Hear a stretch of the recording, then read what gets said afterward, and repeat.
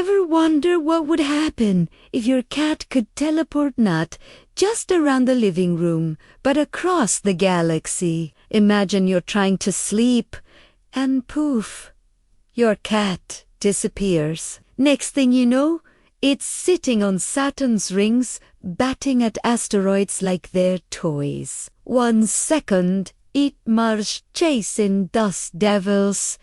The next, it's back in your kitchen demanding food like nothing happened. A teleporting cat would be adorable and absolutely terrifying. Your furniture wouldn't survive, and neither would the solar system's satellites.